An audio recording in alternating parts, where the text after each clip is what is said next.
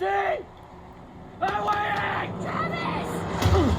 Welcome to Stephen King's Grass Field, where space and time don't exactly function like they should. The field is a warped reality, where so far our main characters, Becky, Tobin, and Travis, have died countless deaths on their search for the way out, but always materialize in alternate timelines throughout the field, only to try and fail and die once more.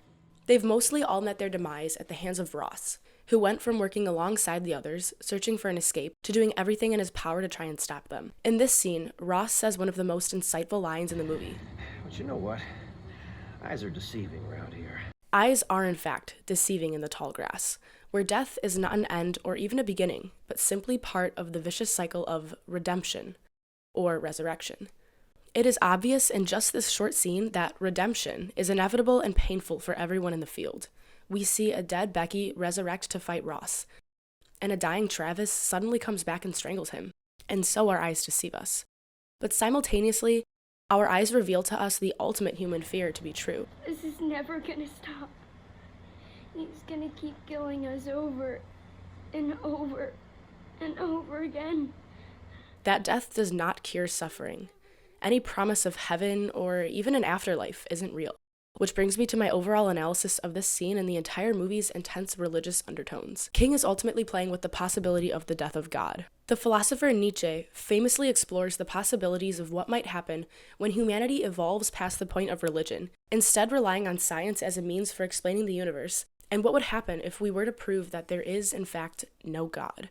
The idea of God represents a continual advancement towards the limit of existence, which can be approached but never reached or passed.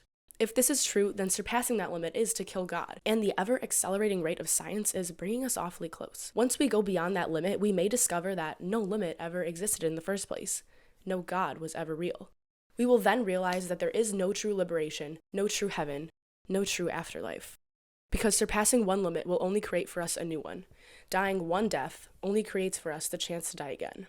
The death of God, as sadistic as it sounds, comes with many potential benefits, such that without the binding moral principles of religion, humans can live in and fully experience the world, and be good people just to be good people, without trying to fulfill an impossible prophecy. That possibility is presented as opposed to something much more sinister. For without any necessary moral code, humanity runs the risk of spiraling into collapse, falling into catastrophe, which is exactly what Ross has done. Ross's beliefs have shifted profoundly throughout the preceding few scenes. He goes from trying to rescue his son to trying to kill him.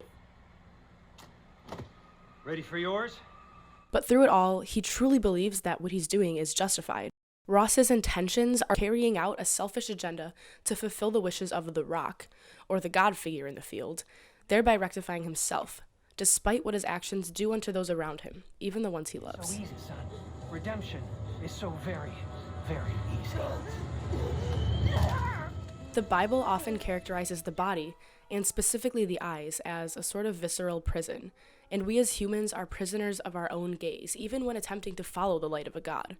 Our eyes allow us to fall victim to temporal, worldly pleasures. Take Proverbs 27:20, which says, "Death is never satisfied, neither are human eyes." The repetition of eyes and death in the field are symbolic of the recurring suffering experienced through life when lived endlessly without a God. King's godless future in the tall grass plays out the trajectory of humanity, have we no guiding principle or binding ethical code, one where religion and the divinity of God is soiled and rejected. As if this wasn't extreme and obvious enough, King downright mocks the concept of God by having Ross worship intensely and violently throughout the film a fucking rock. While some may hope for humanity to find a guiding light and resist the temptation of worldly pleasures, King rather explores that we may have strayed much too far from God's light to ever be set right on a divine path without him. Our own evolution will doom us as we continue to approach the limit, unsure and terrified to find that what we've hoped for, divination and eternal peace, was nothing but our own construct all along.